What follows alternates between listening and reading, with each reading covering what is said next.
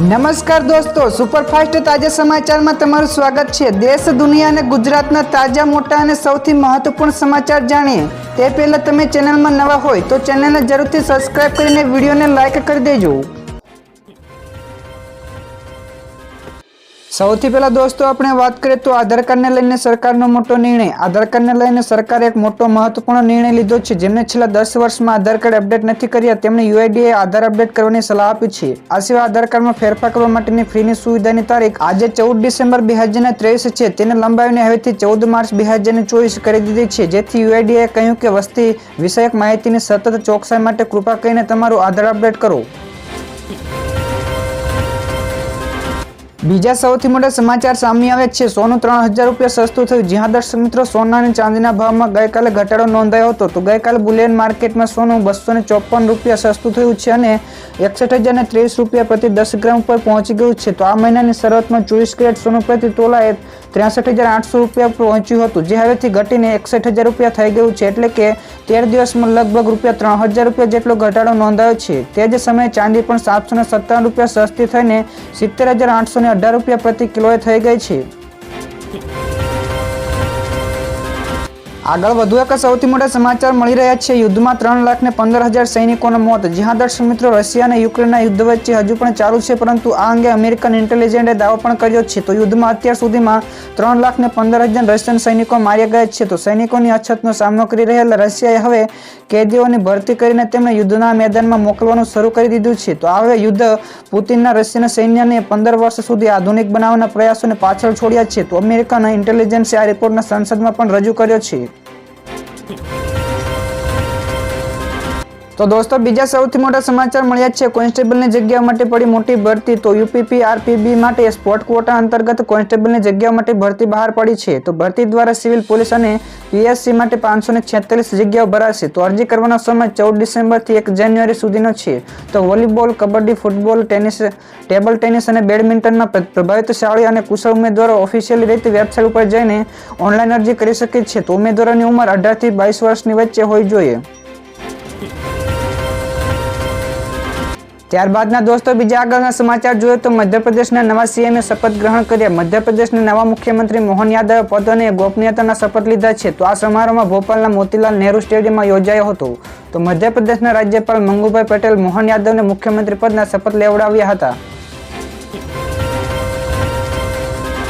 ત્યાર પછીના બીજા સૌથી મહત્વપૂર્ણ સમાચાર સામે આવે છે। ધરોઈ ડેમને પ્રવાસન ધામ તરીકે વિકસાવવામાં આવશે। જ્યાં દર્શક મિત્રો, રાજ્ય સરકારે ધરોઈ ડેમને પ્રવાસન કેન્દ્ર તરીકે વિકસાવવાનો નિર્ણય કર્યો છે, જેને world class sustainable tourism and pilgrimage destination આપવામાં આવશે। તો ધરોઈ ડેમની આસપાસ 90 કિલોમીટરની ત્રિજ્યામાં આવતા વડનગર, તારંગા, અંબાજી અને રાણકી વાવ જેવા વિવિધ સ્થળોને પણ આવરી લેવામાં આવશે। તો આ પ્રોજેક્ટ પાછળ રાજ્ય સરકારે 1100 કરોડનો ખર્ચ કરશે, જેનું મુખ્યમંત્રી ભૂપેન્દ્ર પટેલે સ્થળ ઉપર જઈને નિરીક્ષણ કર્યું હતું। ત્યારબાદ દોસ્તો, ગુજરાતના હવામાન વિશે પણ ખૂબ જ અગત્યના સમાચાર મળ્યા છે। ગુજરાત ઉપર વાવાઝોડાનો ભારે ખતરો। તો પરેશ ગૌસ્વામીએ રાજ્યના વાતાવરણને લઈને સ્પષ્ટતા કરી છે। તેમણે કહ્યું કે કેટલાક દિવસોથી સોશિયલ મીડિયાના વિવિધ પ્લેટફોર્મ પર તેના નામથી કેવી આગાહીઓ પણ કરાઈ રહી છે। તો 15 ડિસેમ્બર સુધીમાં અરબી સમુદ્રમાં લો પ્રેશર સર્જાશે, જેના લીધે ગુજરાતમાં વાવાઝોડું આવશે। જો કે પરેશ ગૌસ્વામીએ આ વાતની નકારી કાઢી છે। તેમણે કહ્યું કે હાલ રાજ્યમાં હવામાન સ્વચ્છ છે અને આગામી દિવસોમાં અરબી સમુદ્રમાં લો પ્રેશરની કોઈ જ શક્યતા નથી। તો દોસ્તો, આગળના બીજા સૌથી મોટા સમાચાર સામે આવે છે। મહાદેવ બેટિંગ એપના માલિકની કરાઈ ધરપકડ। મહાદેવ ઓનલાઈન સટ્ટાબાજી એપના માલિક રવિ ઉપ્પલની સંયુક્ત અરબ અમીરાત એટલે કે યુએઈથી ધરપકડ કરવામાં આવી છે। તો રવિએ ભારતમાં મોસ્ટ વોન્ટેડ જાહેર કરીને તેની સામે રેડ કોર્નર નોટિસ પણ જારી કરાઈ હતી। તો ભારતીય એજન્સીઓના અધિકારીઓ સતત યુએઈ એજન્સીઓના સંપર્કમાં હતા। તો યુએઈમાંથી રવિ ઉપ્પલની ધરપકડ કરાઈ છે। તો રવિ મહાદેવ કેસના મુખ્ય આરોપી સૌરવ ચંદ્રકારનો પણ સહયોગી છે। તો એપ દ્વારા 15,000 કરોડ કરતાં પણ વધારેની છેતરપિંડી આચરવામાં આવી હતી। ત્યારબાદના સમાચાર વિશે દોસ્તો આગળ આપણે વાત કરીએ તો દ્વારકાના દરિયામાં આવ્યો ભૂકંપ। ગુજરાતના કચ્છમાં ભૂકંપ વારંવાર આવવાના સમાચાર સાંભળ્યા છે, પણ દ્વારકાના દરિયામાં ભૂકંપ આવ્યો હોવાના સમાચાર પણ સામે આવે છે। તો દ્વારકાના દરિયામાં 423 કિલોમીટર દૂર 5.3ની તીવ્રતાનો ભૂકંપ આવ્યો છે। જોકે સ્થાનિકોએ ભૂકંપનો આંચકો અનુભવ્યો ન હોવાનું પણ જાણવા મળ્યું છે। ફટાફટ દોસ્તો આગળના બીજા મહત્વપૂર્ણ સમાચાર સામે આવે છે. સામાન્ય માણસોને ઝટકો તો મોંઘવારી ફરી એકવાર માથું ઉંચકશે. જી હા દર્શક મિત્રો, કેન્દ્ર સરકારે છૂટક મોંઘવારી દરના આંકડા જાહેર કર્યા છે. તો નવેમ્બર માસમાં છૂટક ફુગાવો વધીને 5.55% થયો હતો, જે ઓક્ટોબરમાં 4.87 હતો. જે ડેટા મુજબ આ ખાદ્ય મોંઘવારીનો દર નવેમ્બરમાં 8.70% પહોંચી ગયો હતો, જે ઓક્ટોબર માસમાં 6.61% હતો. તો ફળ, શાકભાજી, કઠોળ અને મસાલાના ભાવમાં વધારાના કારણે મોંઘવારી ફરી એકવાર વધી છે. તો કઠોળનો મોંઘવારીનો દર વધીને 20.23% થયો છે, જે ઓક્ટોબરમાં 18.79% હતો. ત્યાર પછીના દર્શક મિત્રો બીજા સૌથી મહત્વપૂર્ણ સમાચાર સામે આવે છે. આગામી સમયમાં ઇલેક્ટ્રિક વાહનો માટે લોકોની માંગ અને રુચિમાં વધારો થશે. જી હા દર્શક મિત્રો, એક એજન્સીના રિપોર્ટ મુજબ આગામી સમયમાં ભારતમાં ઇલેક્ટ્રિક અને હાઇબ્રિડ વાહનોની સંખ્યા વધી શકે છે. તો ભારતમાં ઇલેક્ટ્રિક વાહનો અંગે લોકો વિચારસરણી પણ બદલાઈ રહી છે અને હવેથી પહેલા કરતાં વધુ ગ્રાહકો ઇલેક્ટ્રિક અને હાઇબ્રિડ વાહનોમાં રસ પણ દાખવી રહ્યા છે. તો ભારતમાં પર્યાવરણ અનુકૂળ અને મહામારી બાદ ઇકો ફ્રેન્ડલી અને બહેતર પરિવહન માધ્યમ પણ વધુ ધ્યાન આપવામાં આવી રહ્યું છે. તો દર્શક મિત્રો, ફટાફટ આગળના બીજા સમાચાર વિશે વાત કરીએ તો કચ્છમાં ઠંડીને લઈને શાળાના સમયમાં કરાયા ફેરફારના આદેશો. જી હા દર્શક મિત્રો, રાજ્યમાં ઠંડીમાં ધીરે ધીરે વધારો થઈ રહ્યો છે. તો આવનારા દિવસોમાં કડકડતી ઠંડી સહન કરવા લોકોને તૈયાર રહેવું પડશે. તો આની વચ્ચે વિદ્યાર્થીઓને તકલીફ ના પડે તે માટે કચ્છ જિલ્લાના શિક્ષણાધિકારીએ શાળાના સમયમાં ફેરફાર કરવાના આદેશો પણ જારી કરાયા છે. તો જિલ્લા પ્રાથમિક, માધ્યમિક અને સહિતની સરકારી તેમજ ખાનગી શાળાઓના સમય ફેરફાર કરવા માટે કહેવાયું છે. તો સવારની તમામ શાળાઓ માટે 30 મિનિટ મોડી શરૂ કરવાના નિર્ણય કર્યા છે. તો દોસ્તો, તમારા વિસ્તારમાં પણ શાળાના સમયમાં ફેરફાર કરવો જોઈએ કે નહીં, ફટાફટ કોમેન્ટ કરજો. આ સિવાય દોસ્તો બીજા સૌથી અગત્યના સમાચાર પણ સામે આવે છે. આરબીઆઈના ભૂતપૂર્વ ગવર્નરનું મોટું નિવેદન. આરબીઆઈના ભૂતપૂર્વ ગવર્નર રઘુરામ રાજને કહ્યું કે નવી નોકરીઓનું સર્જન કરવું એ ભારત માટે એક પડકાર છે. તો રાજને સરકારને સલાહ આપી હતી કે તેઓ પોતાનું તમામ ધ્યાન માત્ર નોકરીઓ બનાવવા ઉપર કેન્દ્રિત કરે. તેમણે ચિંતા પણ વ્યક્ત કરી છે કે ઘણા રાજ્યો તેમના રહેવાસીઓ માટે નોકરીઓ રિઝર્વ કરી રહ્યા છે, જે ચિંતાનો વિષય છે. જો આ દર્શાવે કે રાજ્યોની નોકરીઓનું સર્જન કરવામાં નિષ્ફળ રહ્યા તો નોકરી બધા માટે ઉપલબ્ધ હોવી જોઈએ.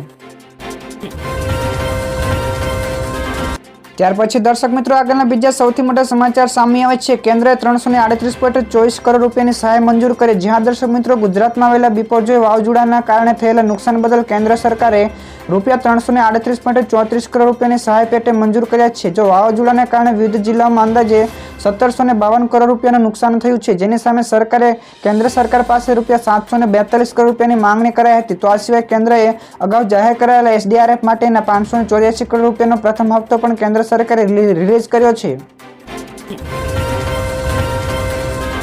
ફટાફટ દોસ્તો આગળના બીજા સૌથી મહત્વપૂર્ણ સમાચાર મળ્યા છે. સીબીએસઈ ધોરણ 10 અને 12ની પરીક્ષાની તારીખ કરાઈ જાહેર. જ્યાં દર્શક મિત્રો, સીબીએસઈએ ધોરણ 10 અને ધોરણ 12ની બોર્ડની પરીક્ષાની તારીખો જાહેર કરી દીધી છે. તો હવે તે મુજબ ધોરણ 10ની પરીક્ષા 15 ફેબ્રુઆરીથી 13 માર્ચ સુધી લેવામાં આવશે, જ્યારે ધોરણ 12ની પરીક્ષા 15 માર્ચથી 2 એપ્રિલ દરમિયાન યોજવામાં આવશે. તો સીબીએસઈએ આ માટેની ડેટ શીટ પણ જાહેર કરી છે.